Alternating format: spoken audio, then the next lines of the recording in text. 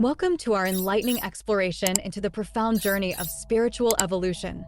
In this captivating video, we delve deep into the timeless wisdom channeled from the Rock Creek Research and Development Laboratories and L/L Research, shedding light on the intricacies of the seeker's path towards becoming the one infinite creator. I deeply desire to know in order to serve. I love you unconditionally. November 28, 2009. Channeling disclaimer. This telepathic channeling has been taken from transcriptions of the weekly study and meditation meetings of the Rock Creek Research and Development Laboratories and L/L Research. It is offered in the hope that it may be useful to you. As the Confederation entities always make a point of saying, please use your discrimination and judgment in assessing this material. If something rings true to you, fine. If something does not resonate, please leave it behind, for neither we nor those of the Confederation would wish to be a stumbling block for any. Question from Jay. The question this evening has to do with the process of seeking. As the seeker tries to integrate everything that it is attempting to learn from previous lives and from this life, RA said the seeker becomes more and more of that which it lives, more and more as it is. And as it is the one infinite creator. When we are wondering if, as we become the one creator, do we give up our identity? Is this something that we will miss as we become the one creator? And as we live more and more as the creator, it seems to have more to do with being than with doing. Could Quo speak to us about how the seeker progresses along the line of evolution, the upward spiraling line of evolution to become the creator? What is gained? What is lost? And how is it done? Carla channeling. Quo. We are those known to you as the principle of Quo. We greet you in the love and in the light of the one infinite creator, in whose service we come to you this day. Thank you for calling us to your circle of seeking this evening. We are most privileged to join your meditation and to offer our humble opinions at this session of working.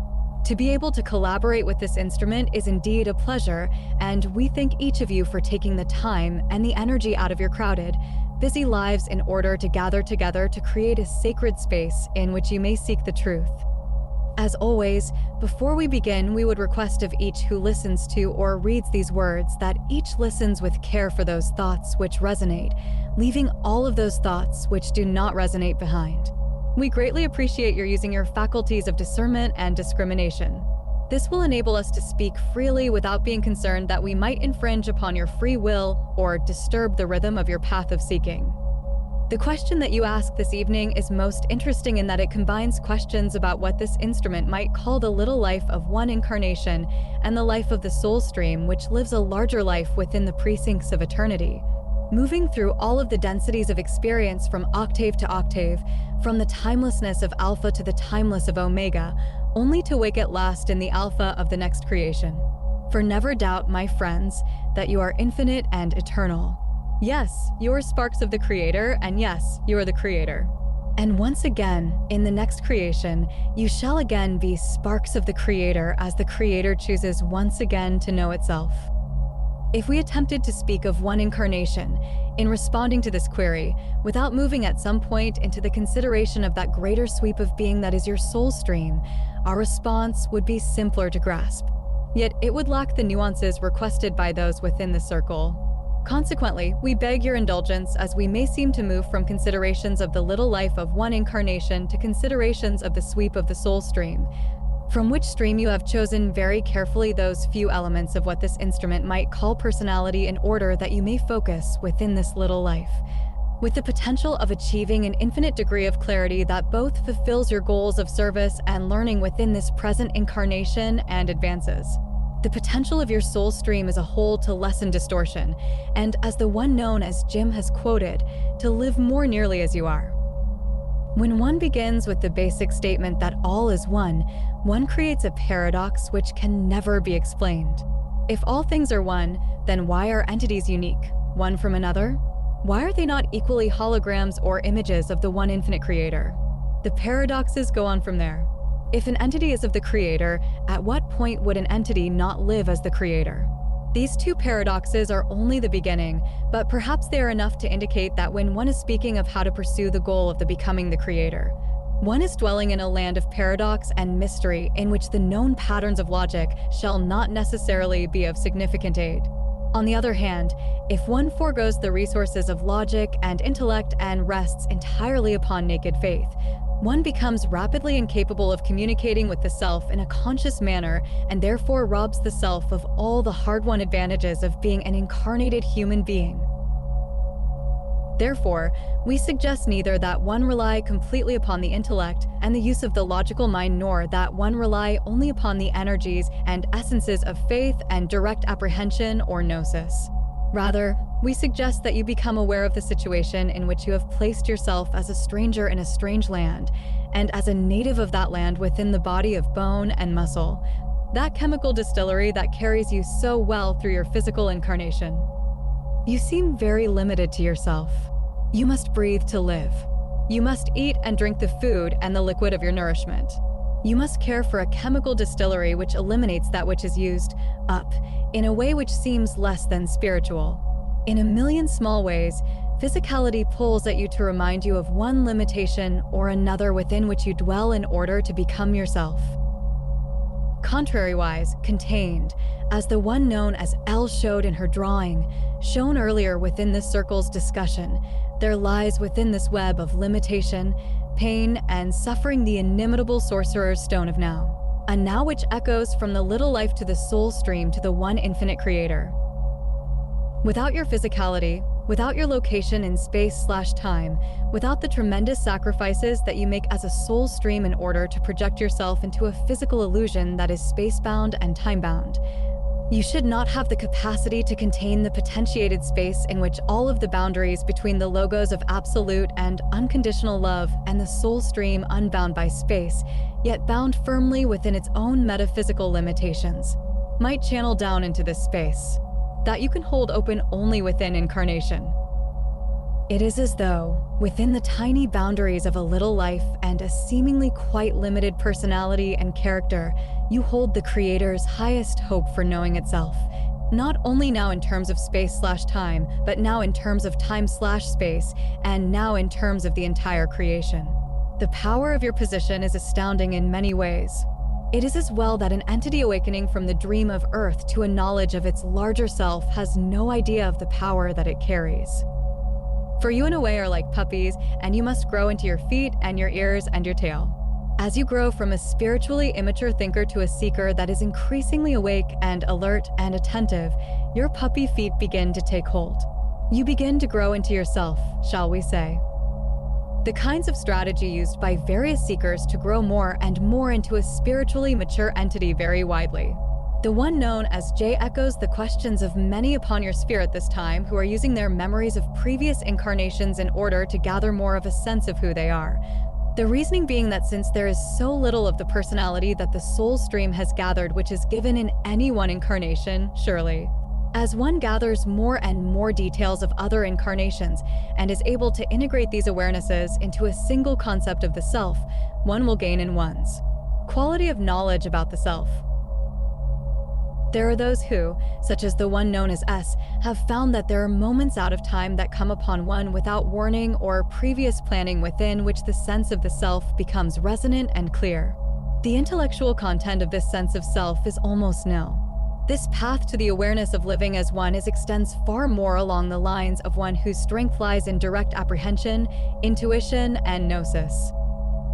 In addition to these two paths of grasping more and more detail from the deep memory and allowing a sense of self to come from direct apprehension are other paths, too numerous to mention. We do not believe that it is necessary for the spiritual seeker to gain a detailed grasp of either path or of other paths. What we hope to do as we speak to you is to give you more of a sense of your situation. The importance of either direct apprehension or the conscious integration of more and more detail of self fades before the awareness of the potential of your humanity. You are all that there is.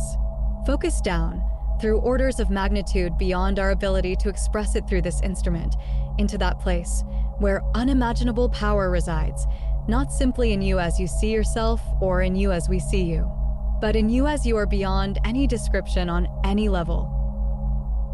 You have asked that, as spiritual awareness is gained, as one is able to live more as one is, what is gained and what is lost.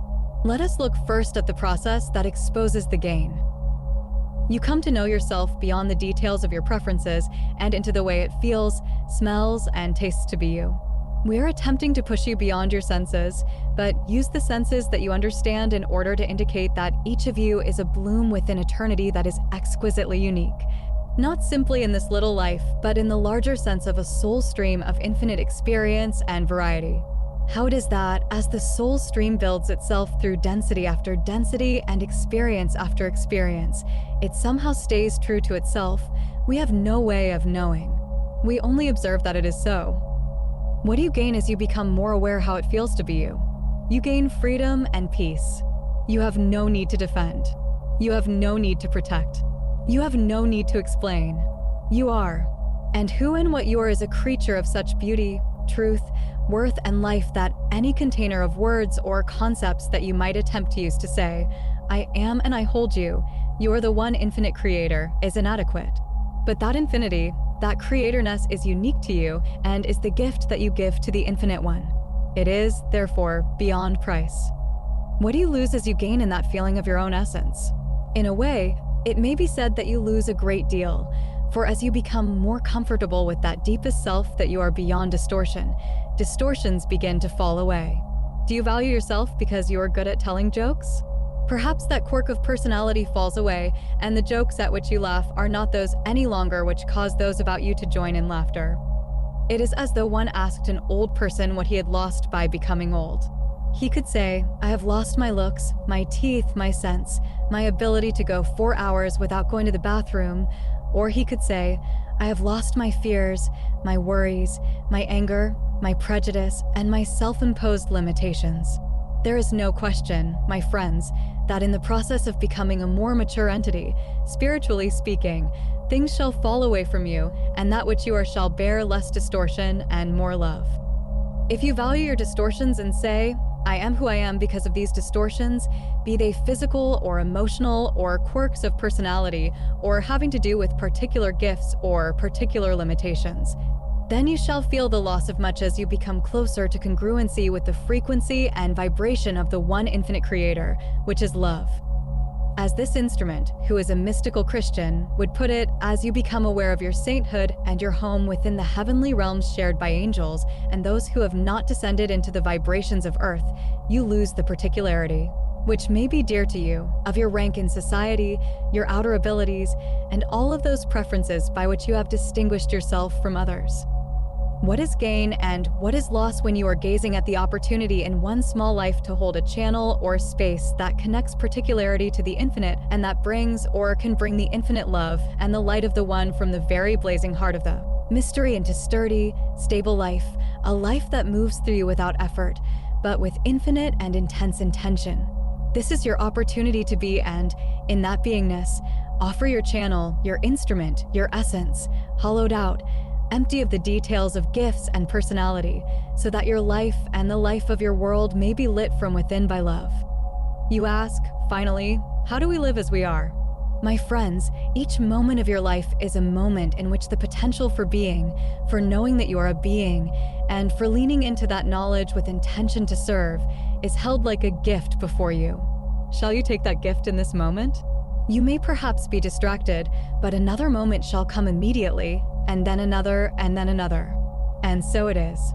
There is no moment in your life as a third density entity in incarnation that is not utterly and completely full of the opportunity to know the self, to accept the self, and to become the creator. My friends, while we are aware that we have barely scratched the surface of this most interesting query, we feel that it is a good time to pause and ask if there is a follow-up to this question. We are those of Quo. L. I would like to ask you to comment on a theory I have. On piecing this together properly, I am starting to see that different incarnations, different lives, are like pieces of a puzzle that fit together over time until eventually the whole puzzle is shown. And yet each piece is still in the puzzle, so that there is nothing experienced that is lost. There is perpetual gain and growth, and the puzzle is continually added to what is you, so that you aren't growing smaller. You are growing bigger. Does this seem to be an adequate way of wording that concept? Quo. We are those of Quo and are aware of your query, my sister, and we would answer in two ways. Firstly, we would say that, indeed, the experiences of one incarnation and another and so forth do, indeed, create an ever more detailed and articulated expression of the self that is the soul stream. In that way, my sister, you are quite correct. In another way, we would point out that from our standpoint, at least, and as you know, it is our opinion only. Side 1 of tape ends. Carla channeling. It is helpful within one incarnation to accept the premise that that which is needed for you to learn and to serve to your highest and best has been offered, and therefore, that there is not the advantage that there may seem to be to gather other incarnational detail. We say this because the process of becoming more and more the self is a process of refinement and distillation of essence. It is not the multiplication of detail that informs the deepest part of the self. Rather, it is the willingness of the self to open the processes of emotion and sensation to distillation and refinement. The self that you are, both within incarnation and as a soul stream, is a self in which there are many, many layers, moving down through the surface of consciousness, the upper levels of the subconscious, and down into the roots of mind. Amongst those roots, most importantly being those of the archetypal self. You, as an instrument of particularity and infinity combined, have the capacity to dwell within the surface of your emotions, responding with impulsivity and vigor to each and every feeling. You also have an infinite capacity to allow emotion to penetrate the conscious self, the dreaming self, the self that walks the corridors of myth and lore, and the self that has gained access to those great waterways of emotion that make up the archetypal mind. To ask the self to allow emotions to be refined and purified is to ask the self to walk into the fire of suffering. For if one defends against pain of an emotional type or a spiritual type, one ceases to be able to go deeper within those many, many levels of self that move into the archetypal mind. Indeed, it is through repeated experiences with such deeply painful emotions such as grief, anger, jealousy, and rage that one, oh so slowly, becomes able to bear the beauty of pure emotion. As in all things spiritual, the paradox is that as one is able to open oneself to the pain of going deeper within one's emotional life, one is more and more able to see, to bear, to hold, to accept the emotions of joy, bliss, and peace. For as in all of the levels and ways of understanding the one infinite creator, the essence is always love. Consequently, the river of grief, the river of rage, all rivers whatsoever of purified emotion, lead at last into the ocean of bliss, which is the steady state of infinite love. It is, in a way, terrifying not to defend the self. We do not encourage being undefended if there is something to defend. We do not encourage you to push past that which you can bear. We ask you to draw careful boundaries when you need to do so, that you may contain in an integrated and healthy way that personality shell with which you came into incarnation. It is well to protect your sanity and your sense of self. It is far better to do this and to move more slowly towards the purification of emotion than to ask the self to move beyond the bounds that it can bear. But know and be confident in the fact that there is help that is available when emotions that you are processing are difficult, so that perhaps you may open just a hair more and be just one iota less fearful because you can feel the help that is with you. That is sustaining you and will enable you to bear more. For as you bear more, as you undergo the suffering at a deeper level, you are burning away distortion. You are purifying the emotions you came in to attempt to purify. And when you are learning in these ways, that activity is highly protected. There is the need to acknowledge the help and to ask for the help, but the help is as near to you as your breathing. May we answer you further, my sister? We are those of Quo. L. No, thank you. Your words resonate with me very well. Quo. We are those of Quo, and we thank you, my sister. We would ask if there is a final query at this time. We are those of Quo. Questioner. I have a follow-up to that last. If one is able to manage to integrate all of their reincarnational aspects, would this make the learning of lessons during life more efficient, and also would it make polarization more efficient? Quo. We are those of Quo, and we believe that we are aware of your query, my brother. The adding of detail from various incarnations to that which is known of the incarnation within which you experience time and space may, in some cases, clarify issues that are puzzling. And it is perhaps because it is time for a clarification of such issues that memories of a previous incarnation would bleed through. Consequently, we may say that there is a positive aspect to working with incarnations besides the one in which you now experience life. However, my brother, there is a corresponding limitation which is brought about by the valuing of other incarnations' details. This is due to the fact that each incarnation is a whole in and of itself. The entity that you are in any other incarnation would be unrecognizable to you from the standpoint of a personality, or as this instrument might say, a personality shell. This is to say that in each incarnational opportunity, you have taken from an infinite store of characteristics, gifts, and limitations and previous associations a tiny portion of the whole and have created for yourself a persona, an avatar too, if you will.